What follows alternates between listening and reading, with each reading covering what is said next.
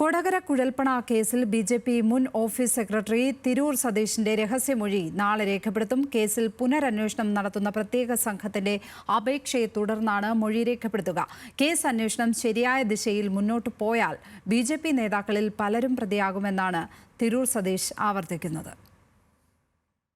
കഴിഞ്ഞ മാസം നടന്ന ഉപതെരഞ്ഞെടുപ്പുകൾക്കിടെയാണ് കൊടകര കുഴൽപ്പണക്കേസിൽ ബി.ജെ.പി. നേതാക്കൾക്കെതിരെ സതീഷ് വെളിപ്പെടുത്തൽ നടത്തിയത്. 2021 നിയമസഭാ തെരഞ്ഞെടുപ്പ് സമയത്ത് ബി.ജെ.പി. തൃശൂർ ജില്ലാ കമ്മിറ്റി ഓഫീസിൽ ചാക്കുകെട്ടുകളിൽ കള്ളപ്പണം എത്തിച്ചുവെന്നും പണം എത്തിച്ച ധർമ്മരാജൻ സംസ്ഥാന അധ്യക്ഷൻ കെ സുരേന്ദ്രനുമായും ജില്ലാ നേതാക്കളുമായും കൂടിക്കാഴ്ച നടത്തിയെന്നുമായിരുന്നു വെളിപ്പെടുത്തൽ.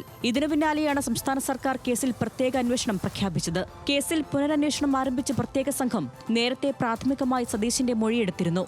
ഇതിന്റെ ഭാഗമായാണ് Kunnamkulam first class judicial magistrate കോടതിയിൽ വീണ്ടും രഹസ്യമൊഴി രേഖപ്പെടുത്തുക. 16-ാം തീയതി വൈകിട്ട് 4 മണിക്ക് കുന്നംകുളം കോടതിയിൽ രഹസ്യമൊഴി കൊടുക്കണമെന്ന് പറഞ്ഞിട്ടുള്ള അറിയിപ്പ് എനിക്ക് കിട്ടിയിട്ടുണ്ട്. ഓഡിറ്റിങ്ങിന് വരുന്ന ആളുകൾക്ക് എല്ലാ കണക്കുകളും ഫയലുകളും ബില്ലുകളും എല്ലാം ഞാൻ തന്നെയാണ് കൊടുക്കേണ്ടത്. ഇപ്പോൾ ഓഫീസിലെ ഓൾ ഇൻ ഓൾ കാര്യങ്ങൾ ഞാൻ തന്നെയായിരുന്നു. അത് കാരണം കൊണ്ടാണ് എനിക്ക് ഇത്രയും കാര്യങ്ങൾ അറിയാനായിട്ട് സാധിച്ചത്.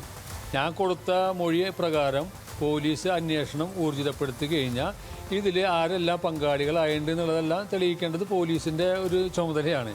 അപ്പോൾ അത് പോലീസ് ആ രീതിയിലുള്ള അന്വേഷണമായിട്ട് പോയി കഴിഞ്ഞാൽ ഇതിൻ്റെ യാഥാർത്ഥ്യങ്ങളിലേക്ക് എത്താനായിട്ട് പോലീസിന് സാധിക്കും. അന്വേഷണത്തെ മുന്നോട്ട് കൊണ്ടുപോകുന്ന നിർണായക വിവരങ്ങൾ സതീഷിന്റെ മൊഴിയിൽ നിന്ന് ലഭിച്ചതായാണ് സൂചന. ഇതിന്റെ ഭാഗമായാണ് രഹസ്യമൊഴി രേഖപ്പെടുത്തുന്നതിന് പോലീസ് അപേക്ഷ നൽകിയത്. താൻ മുൻപ് പറഞ്ഞ കാര്യങ്ങളിൽ ഉറച്ചു നിൽക്കുന്നുവെന്നും ഇനിയും കൂടുതൽ കാര്യങ്ങൾ പുറത്തുവരാനുണ്ടെന്നുമാണ് തിരൂർ സതീഷ് ആവർത്തിക്കുന്നത്. പുനരന്വേഷണം ശരിയായ നിലയിലല്ലെന്ന് തോന്നിയാൽ കൂടുതൽ കാര്യങ്ങൾ തുറന്നു പറയും. ഈ ഘട്ടത്തിൽ വെളിപ്പെടുത്തലുകൾ നടത്തുന്നത് അന്വേഷണത്തെ ബാധിക്കുമെന്നും സതീഷ് പറയുന്നു. അതേസമയം പുനരന്വേഷണത്തിന്റെ ഭാഗമായുള്ള നടപടികൾ മുന്നോട്ടു പോവുകയാണെന്നും അടുത്ത ഘട്ടത്തിലേക്ക് ഉടൻ കടക്കുമെന്നുമാണ് ഉദ്യോഗസ്ഥർ നൽകുന്ന വിവരം. ന്യൂസ് മലയാളം, തൃശൂർ.